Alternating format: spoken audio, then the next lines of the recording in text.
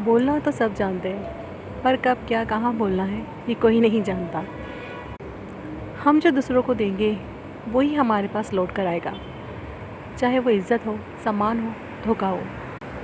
Hi guys, मैं हूँ आपकी फ्रेंड, आपकी होस्ट मिसेस फैज़ान आपके सामने, और आज एक नई स्टोरी के साथ।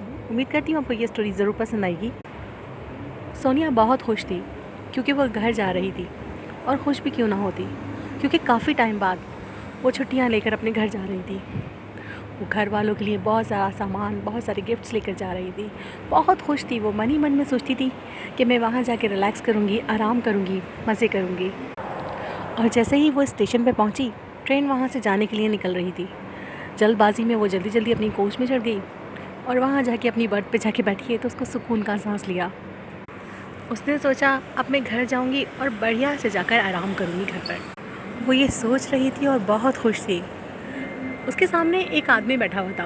पहले तो उसने उस आदमी पर ध्यान नहीं दिया, लेकिन जैसे ही उसको नींद की झपकी आने लगी, वो आदमी ज़ोर ज़ोर से किताब पढ़ने लगा। शायद उस आदमी को ज़ोर से किताब पढ़ने की आदत रही हो। पहले तो सोनिया को बहुत गुस्सा आया कि आखिर ये क्यों आदमी मुझे डिस्टर्ब कर रहा है।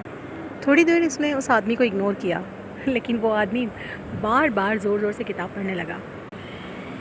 शायद ये उसकी आदत थी कि जब किताब पढ़े तो वो ज़ोर से बोलता होगा।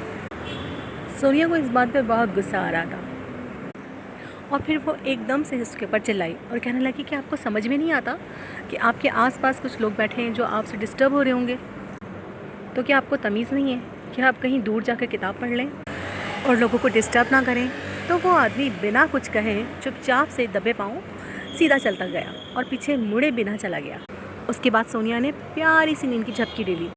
थोड़ी देर बाद जब टीटी टिकट चेक करने आया तो तब उसको पता चला कि वो गलत कोच में बैठी है, और वो कोच उसका रिज़र्व है जिसको उसने बाहर जाने को कहा था। अब वो इंसान कौन था? वो इंसान एक बहुत ही जाना माना राइटर था।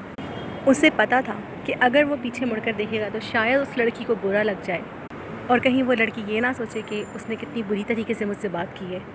वो राइटर बहुत जाना माना था। उसे पता था अगर मैं पीछे मुड़ूंगा तो शायद उस लड़की को बुरा लगे, कि उसको बुरा लग जाएगा शायद कि उसने किस तरह से मुझसे बात की है बुरी तरीके से। राइटर पीछे नहीं मुड़ा और चुपचाप वहाँ से चल दिया। हम जिंदगी में कितनी ऊंचाइयों पर पहुँच जाएं, पर हमें कभी किसी को नीचा नहीं दिखाना चाहिए। हम जितनी रिस्पेक्ट दूसरों को देंगे वो पलटकर हमारे ही पास आएगी। आपने उस पेड़ को देखा है जिसके पास बहुत सारे फल लगे होते हैं? वो हमेशा झुका ही होता है। इसी तरह इंसान भी होता है, उसमें जितनी ज़्यादा गुण आते हैं उतना ही ज़्यादा झुकता जाता है। तो गाइज़, कैसी लगी आपको मेरी ये सीख? सब्सक्राइब करते रहिए। Thank you so much.